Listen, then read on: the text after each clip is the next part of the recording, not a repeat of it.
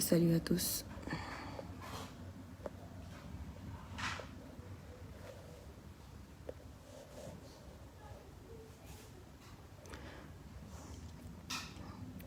Babou Diop Diop maa ngi leen nuyu di nuyu ñëpp ñoom Yondé Pape Touré Dior Moustapha yi ñëpp maa leen di jaajëfal bu baax. Alors bon, on va écouter déjà le discours Deux citoyens sénégalais. d'Antoine. Une jeune dame de 20 ans et un député dirigeant un parti politique. Dans le déroulement de la procédure judiciaire, parce que tey li ñu war a waxtaanee dafa bari. La personne incriminée a on n'est pas des moutons de la République. Son refus public loolu moom il faut que ce soit clair. Et ostentatoire à répondre devant la justice. Il a d'autre part, par des messages répétés, lancé des appels à la violence, à l'insurrection et à l'affaiblissement de l'autorité de l'État. Ces actes de provocation sans précédent c'est très important et sans commune mesure.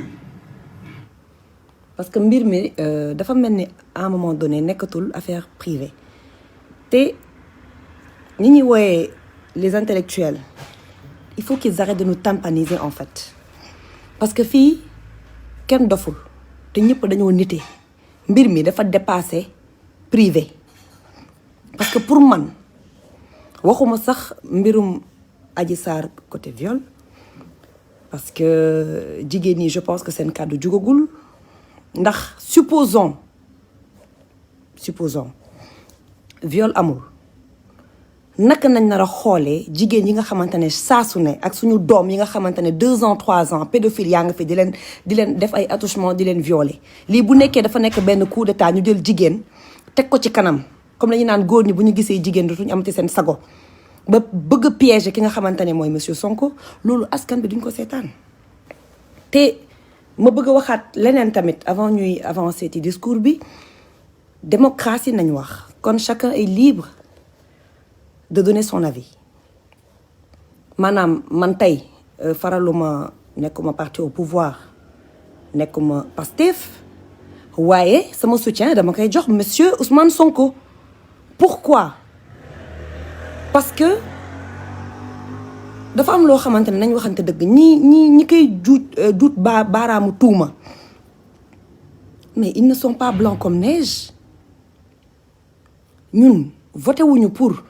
kii dem massage wala kii def adultère et cetera mais attends Sénégal ñun république nekkuñu république islamique je suis désolée nañ bàyyi suñu hypocrisie bi boo ma weddee na nga dugg Femme Chic xool chaque jour jigéen jooy te infidélité jëkkëram chaque jour jëkkër yi jooy ci seen infidélité jabar kon il faut qu'ils arrêtent en fait de vouloir diaboliser monsieur Sonko pourquoi parce qu'il est parti se faire masser léegi nag ku nekk am nga droit ne man foogee ma ko woon fii li mu doon woote et cetera loolu d'accord naa mais à un moment donné faut pas qu'on nous prenne pour des chiens en fait. Voilà, excusez-moi xam ngeen lu tax nañu waxante dëgg bon je vais diminuer un peu xam ngeen lu tax tey ma leen di wax lii que dafa war a nekk lu am importance on ne va pas voter pour Ousmane Sonko parce qu'il est parti dans un salon de massage libre à lui de faire ce qu'il veut s'il trompe sa femme eh ben ce sera à ces dames de régler ce compte avec lui ñun suñu yoon nekku ci chaque jour nga dégg ministre bu dem takk jabar ñii takk kaw ñii takk suuf xam nañ li xew ci dëkk bi kon faut pas nous prendre pour des cons man li tax may gën a révolté wu tey mooy pourquoi le président il reste silencieux pourquoi lan moo tax est-ce que mépris la est-ce que nappaate la est-ce que lan la te monsieur Sall avec tout le respect que je vous dois mais même bu nekkoon benn nit mooy jooy sa wareef moo doon nga wàcc man dama foone woon que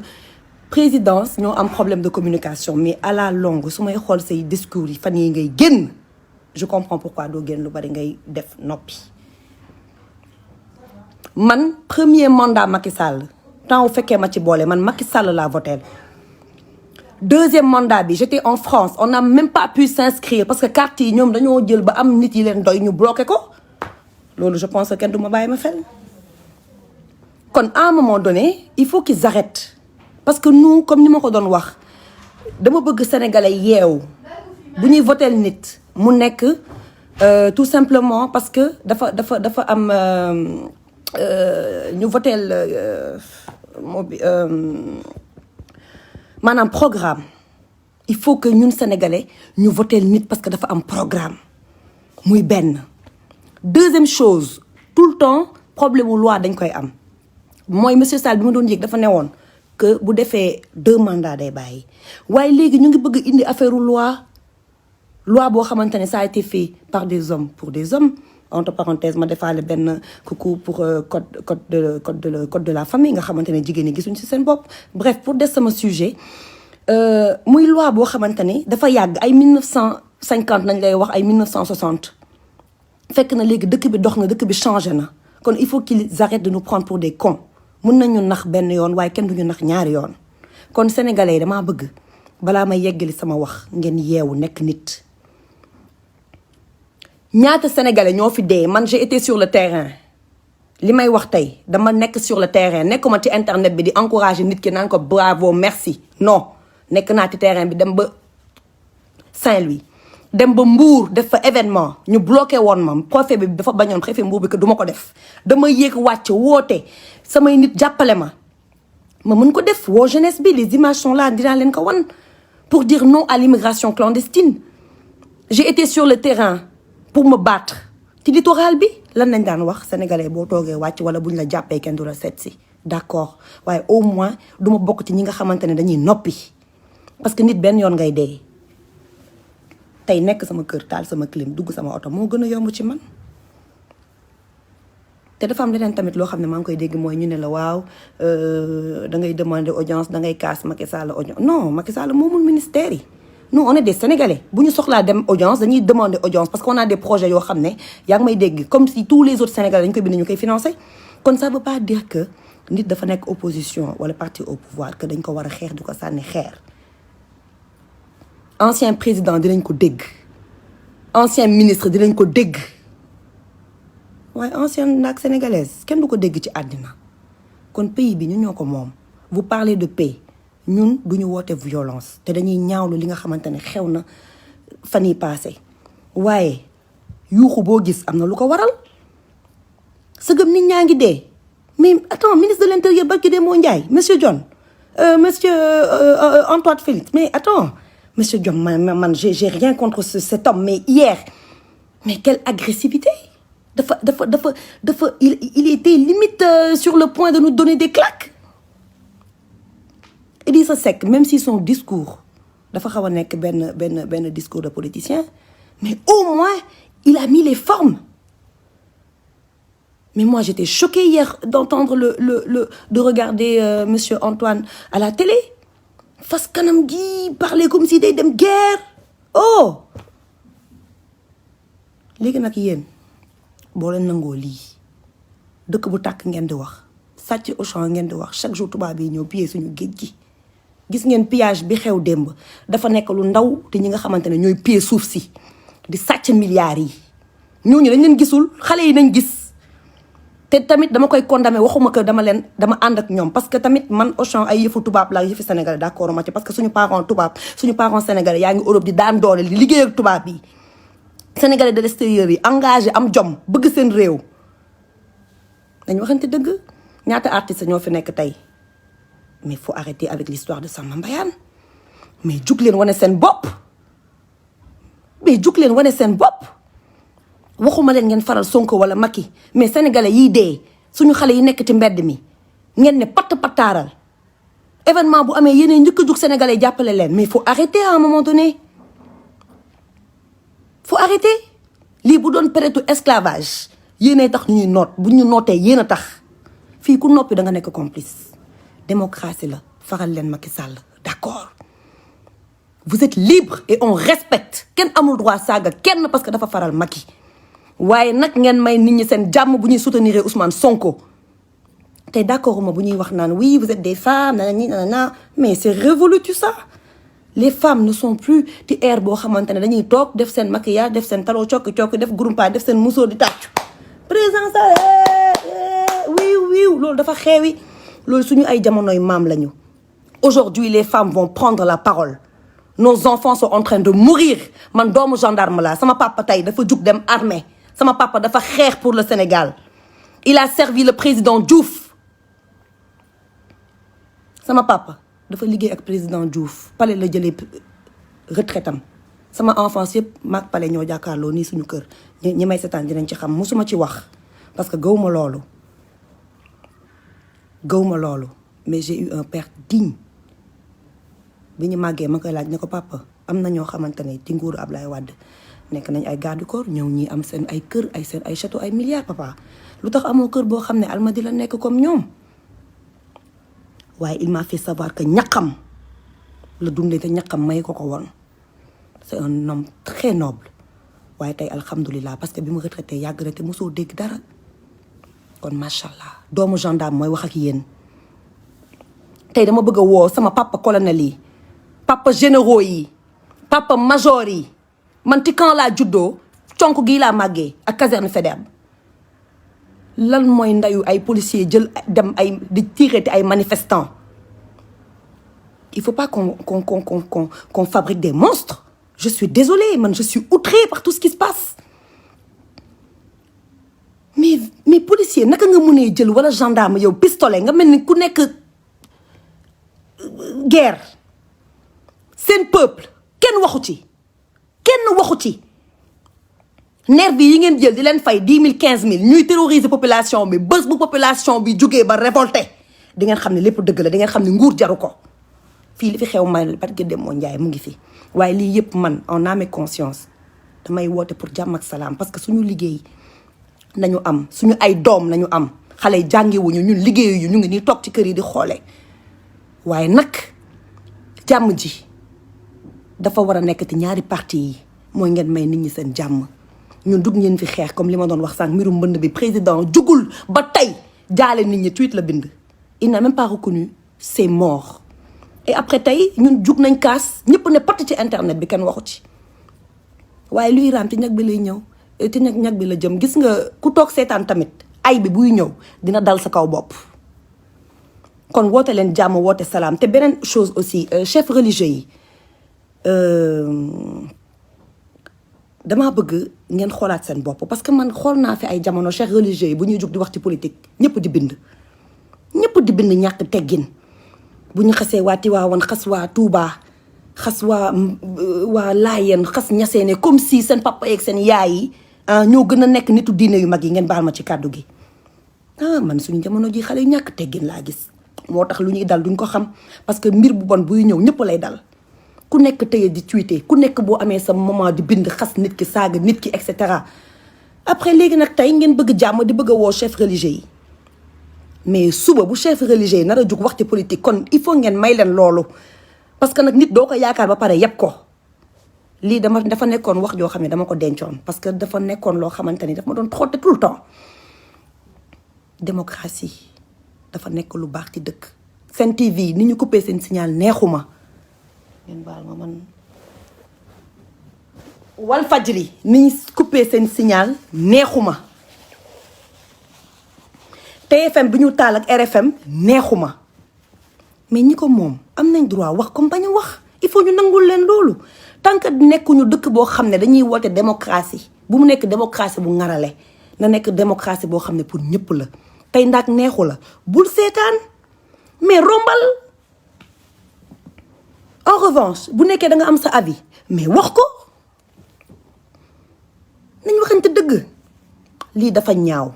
man nag woote 8 mars bi résistance bi ñu wootee man danaa ca dem danaa dugg doxantu woote jàmm woote salaam ndax ñun jigéenu Sénégal ñoo war a jug takku nañ leen jug takku génn ci internet bi nañ leen jug takku ngir woote jàmm nag laa wax woote jàmm woote salaam dañ waxante dëgg dafa am benn bés mu am benn waay boo xamante ni dafa romb gis ñaari waay di xeex ñu ne ko waa sëñ bi doo leen àtte ngeen baal ma àq ci vraiment mouchoir bi waa ji ne moom ay xeexu xale yoonam newu ci ba ma xale yi romb dem yoonam bi mu demee ubbi butikam benn doom bu sob la am xale bi ni fiip dégg coowu xeex bi rek daw buñ ko ba ma xëy xale bi doomam bee njëkk a dee loolu dafa nekk ay jàngat yoo xam ne olof yi dañ koy yeddaatee mooy maanaam ay mieux vaut fay coow li balaa coow li di dem foo xamante ne yow doo ko xaar dañ waxante dëgg ba pare man duma juriste sax waaye garde à vue ñaata temps la bu nekkee am naa fi benn juriste peut-être j'aurais bien aimé jël ko Papa Thier sama papa maa ngi lay nuyu bu baax a baax maa ngi lay nuyu di la sant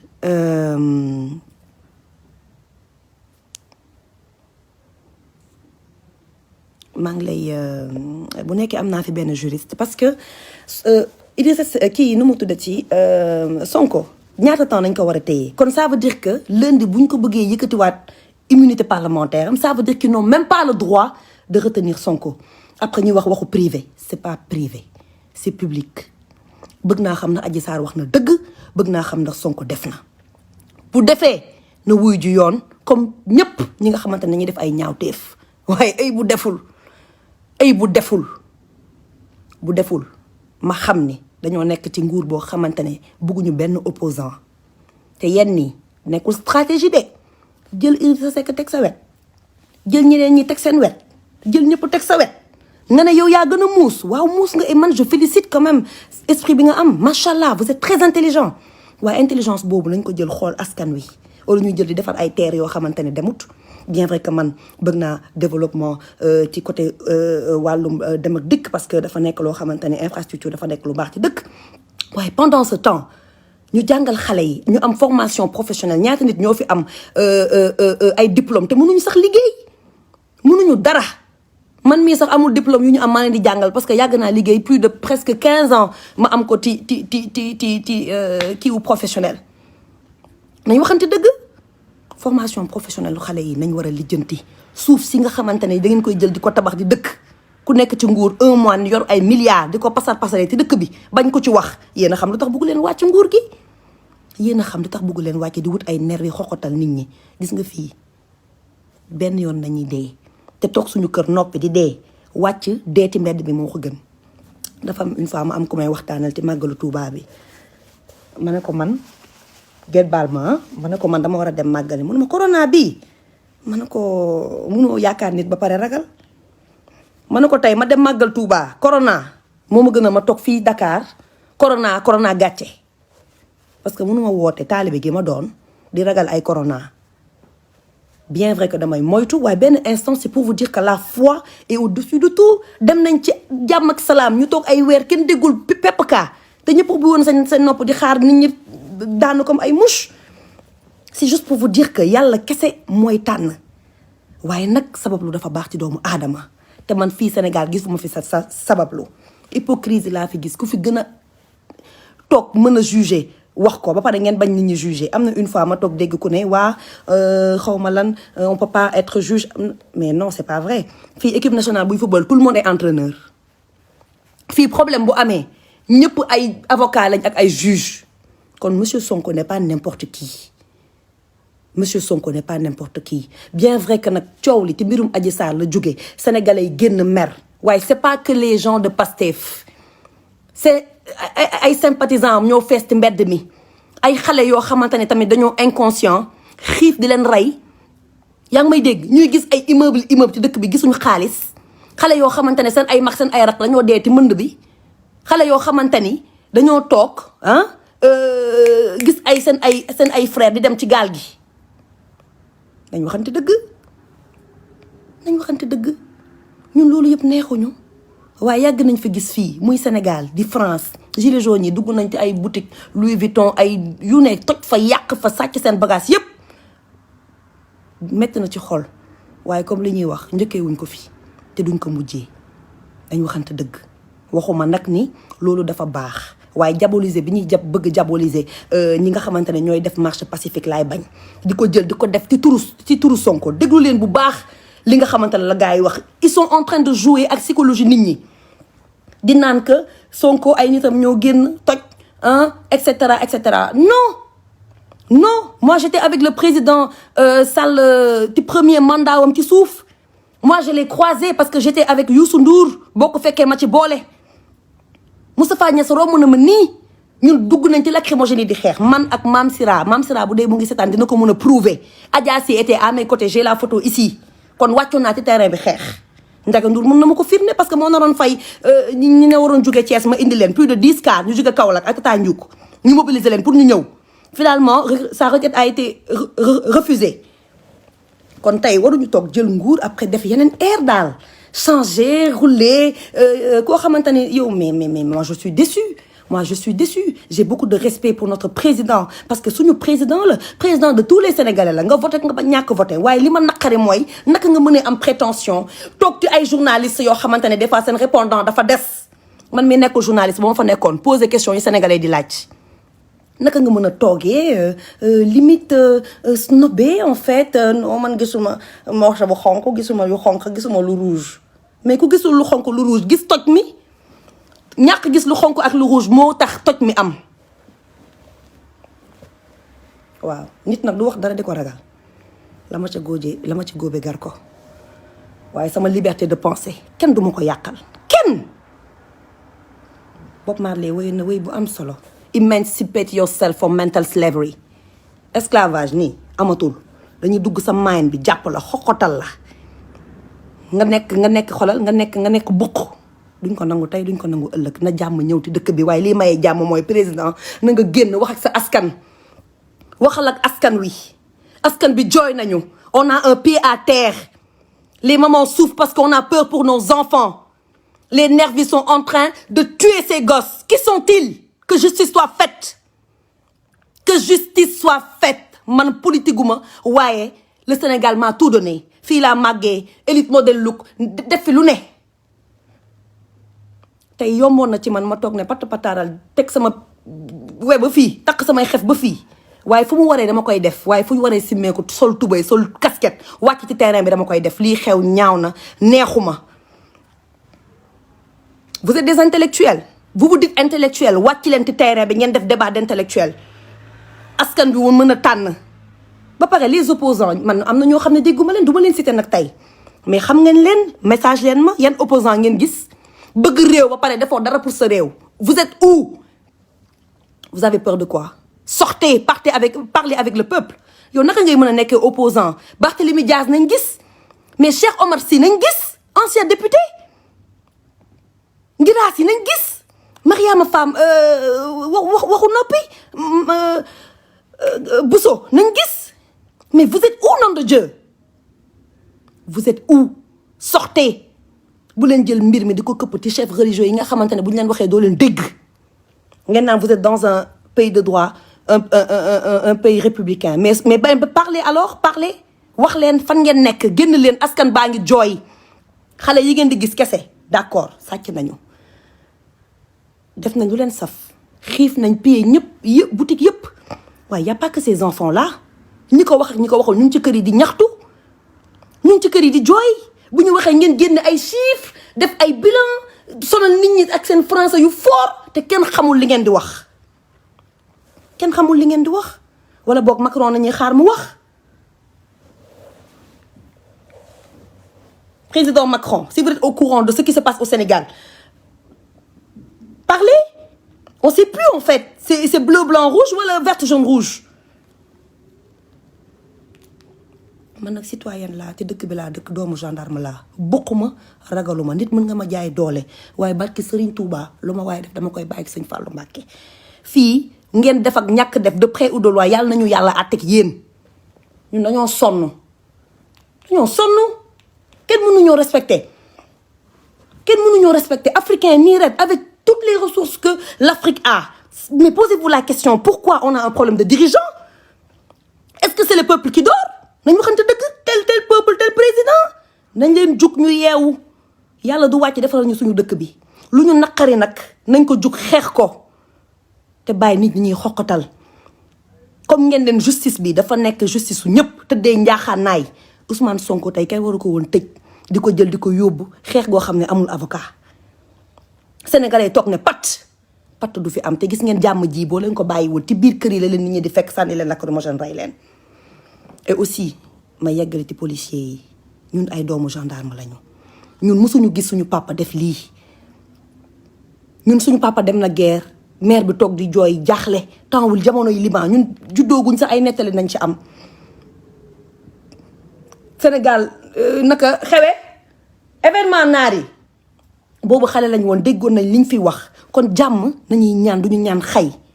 mais li ma leen mën a wax mooy jug leen jigéen ñi jug leen bàyyi seen oto yi wàcc wax ak nit ñi góor ñi jug leen ah sama waa kër yi dañuy tiit ndeysaan sama waa kër yi dañuy tiit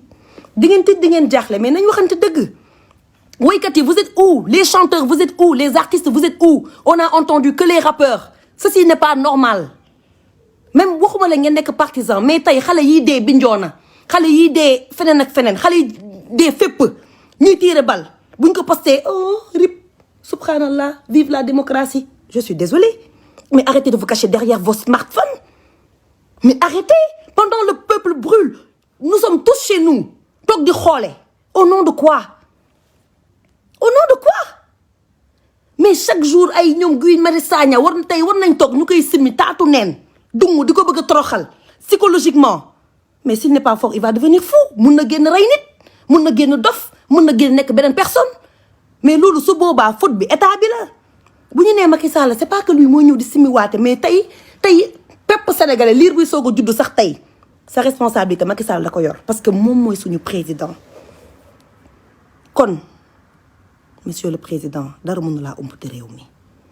tuuti nga di wax ay wax yu kenn xamul sànq man xaw ma sax li nga bind sànq tellement que j'étais choquée amul benn massa ne nous envoyez pas votre ministre de l'intérieur qui sera certainement changé demain ou après-demain on veut vous voir yow nañ bëgg a gis nga toog ak askan wi bu ñu mépriser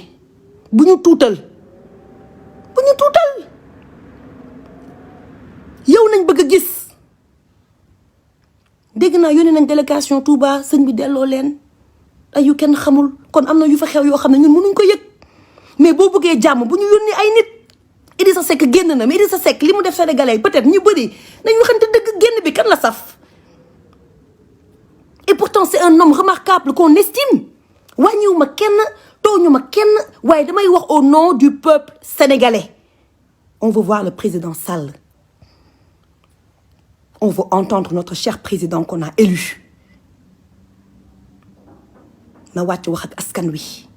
xale yi jigéen yaa ngi dee góor yaa ngi dee jigéen yaa ngi jooy seen ay doom papa yaa ngi fi jaaxle nit ñi dàqati corona bi nag mënuma la ko wax tey benn xol neexul te xol yi yàgg na naqari mais nit ñee ne woon patt mel ni dañoo gëmm mbirum Sonko bi nag ñëw mel ni àqam dafa dal waa dëkk bi coow li ne fi kus mais Sonko da ko déclenché mais tey ñii ñu ngi marché parce que seen doom dee na te mbënd bi ñii ñu ngi marché parce que yoruñ dara dañoo sonn ñii ñu ngi marché parce que dañoo toog yaa ngi may dégg seen requête ñu koy yónnee kenn du leen faale parce que amuñu bras long étudiant yaa ngi nii chaque jour ñu xeex kenn du leen faale parce que amuñu bourse te étudiant dañoo war a toog am bourse ndax am na ñoo xamante ne ils ont la chance d'habiter à côté d'avoir des parents à côté te yenn saa yi sax ñu génne leen seen kër du ñu am lu ñu lekk du ñu am lu ñu naan kaas gi dafa bari te saafara gi bariwul lii la nit ñi di jooy kon partagez les vidéos partagez les comptes ñu mën a joxaat Sen TV seen signal joxaal Walf seen signal parce que personne n'a le droit de piétiner notre démocratie loolu kenn du ko nangu personne n'a le droit de piétiner notre démocratie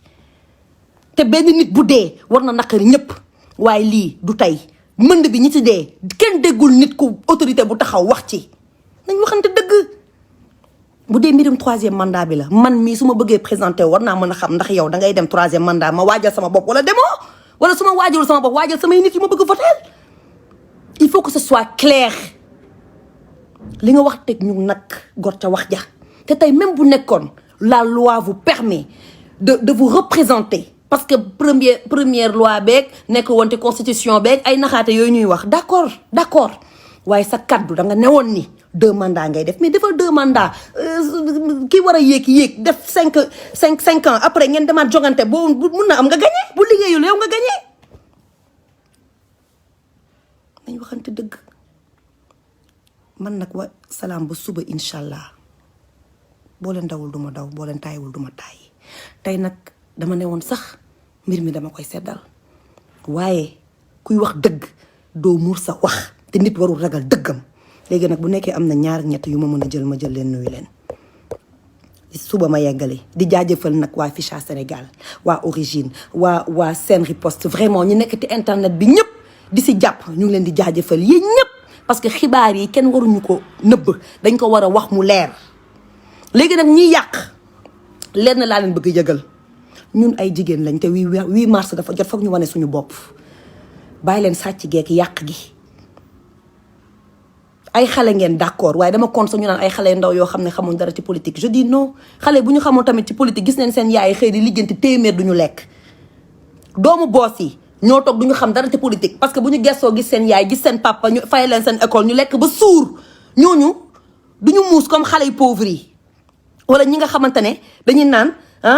doomu baadoolo dañ leen di wooyee wala ñi nga xamante ne dañuy naan seen loxo jotul seen ginnaaw ñooñu dañuy xam àddina plus que yéen plus que man. parce que dañuy xam lan mooy souffrance dañuy xam lan mooy xiif dañuy xam lan mooy sonn kon ñooñu dañuy am maturité ba pare nañ bàyyi sànq maa ngi dégg monsieur Seck di ko wax ñuy bëgg naan waaw ñu dundal leen ñuy wax dañoo dépassé jamonoy xiif. am na ñu xiif gaa waaye dañoo dépassé jamono joo xamante ne bu sénégalais jooyee ñu jox leen ceeb jox leen diwlin ñu yogar yi dem jamono boobu c'est révolu jamono boobu c'est révolu gis nga jamono ji jamono joxe bakkan la. waaye nag ce serait dommage qu'il y ait beaucoup plus de morts pour que ngeen mën a comprendre que yéen dafa mel ne vous n'êtes pas sur la même longueur d'onde ak askan wi. c'est ça c'est un problème de compréhension à un moment donné vous n'êtes pas sur la même longueur d'onde yàlla xam na ko vous n'êtes pas sur la même longueur d'onde kon essayez quand même bu nekkee am na ñoo xam ne dinañ mën a wax ak moom kàddu gi wax ñu wax ko sa population dafa sonn nit ñi dañoo mer dañ ko bëgg dégg du gàcce ndeysaan Ablaye Wade ndeysaan ku ma ne woon dinaa toog jooy Ablaye Wade j'ai pas regretté quand même parce que li mu bëggoon def tamit c'était légitime ñu mën ko xeex bañ ko jox doole yooyu waaye am na à un moment donné je sais pas si yéen a ngi koy fàttaliku Ablaye Wade dafa ñëwoon toog saa yu waxee dellu ginnaaw saa yu waxee peuple bi jug ñu weer di ginnaaw bu waxee syndicaliste yi jug mu dellu ginnaaw ñu naan tapet la dafa ragal ndeysaan Wade mosul ragal Wade dafa bañoon deret tuuru dafa bañoon coow di am dëkkam di yàqu dafa nekkoon patriote waaye tey président bu noppi bu xale yi génnee même bu nekkee sax ñu ngi toj dañ leen tëj wala ñu xam nañuy def bàyyi brutalité policière yi pour lan jàpp nit de 100 fois nga rëy boum parce qu'il a fauté bu doon ko fauté ñu dóor la bal wala sànni la xeer kon yéen ñi doo leen fi des à un moment donné je dis stop les gens sont fatigués waaw bon alors bu nekkee mun naa am ko ma mën a jël d'accord kan moo mën a dugg je sais pas j'aimerais pas Abdoulaye Cheikh bon écoutez si quelqu'un a envie de rentrer j'aimerais pas citer des noms bu nekkee am na ko mën a dugg na mën a dugg na mën a dugg ñu mën a waxtaan parce que mbir mi buñ ko bàyyi ne du dem te nit ñi même boo defee appel pay dinañ ko def de mais intérieurement sénégalais duñ la dégg intérieurement parce que le mal est profond le mal c'est pas seulement Sonko c'est pas les gens de Pastef parce que lii bu nekkee Sonko dañ ko bàyyi da ngeen seetaan ñu xoxotal ko ëllëg bu ñu paree ci Sonko ci keneen nañ jëm dëkk dafa war a am opposant des gens fiables sont là dañoo war a dem jongante nañ waxante dëgg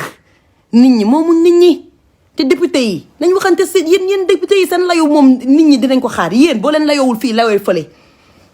fii kenn du fi député Macky Sall fii député sénégalais yéen vous êtes les députés du peuple kon il faut que ngeen agir comme député du peuple dëkk bi liñ fi wax yëpp kenn mënu ko wax bu nekkee nag moor yëpp da ngeen ko nar a jël teg ko ci ndoddu Sonko loolu dëkk bi duñ ko nangu je vous le dis dëkk bi duñ ko nangu ku dul man sax dina génn wax te suñu waykat yi ñu ngi leen di déglu suñu artistes yi ñu ngi leen di déglu Nigéria policier bu rey nit dëkk bi jug nañ ñoom Davido ñëpp jug nañ wax Congo ñëpp jug nañ wax Sénégal patt bi nañuy maye yéen a ma rusloo après demain bu ñax yi verte ngeen ñëw sëgg di lekk loolu du fi demee noonu te du fi am ngeen baal ma nag bu nekkee wax ci dafa dëgër waaye nit moom du sàmm kàddoom man nii laa mel Soya, tu es en ligne. Alors, je sais pas si je pourrais te prendre. Xewe. Numme keneme. Numme tam bon def leen ma signe bu nekkee am na ku bëgg a dugg na ma def drapeau Sénégal aujourd'hui bu nekkee am na ku bëgg a dugg waxee avem na def drapeau Sénégal ma mën ko jël ñu daal di waxtaan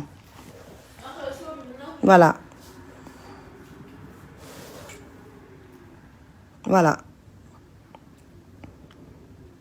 da nga bëgg wax ok Karara ñëwal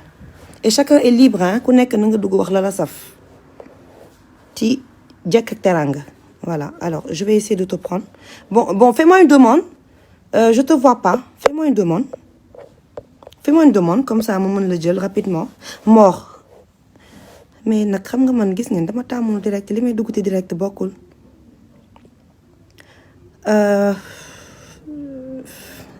ma Thérèse maa ngi lay nuyu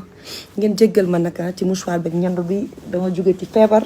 dama wérul sax mais bon mënuma woon bañ a noppi Maguette Biéry j'aimerais bien te Maguette ma chérie d'amour mais comment faire kan laa mën a jël je sais pas s'il va prendre bon on va essayer avec honorable député j'ai vu qu'il était là j'ai vu qu'il était là kan laa mën a jël voilà bon léegi ku mën a dugg rek j'ai envoyé des invitations bu nekkee am na koo xam ne mën a dugg mu mën a wax vraiment je vous remercie vraiment et vidéo bi nag boo leen ko gisee mooy dafa am ay messages yoo xam ne dafa jàlloon démb jàll tey te ndayu mbilli gi ba tey waxul te ndayu mbilli gi dafa war a wax parce que bu waxulee mbir mi du fi yem wàcc ay bralon wàcc armée man damaa ruus bi ma déggee armée man dund naa ba heure bi gisuma armée lu dul ci défilé wala temps wu Yaya Jammeh ba ngay wàccal sa dëkk armée c'est une honte et l'histoire retiendra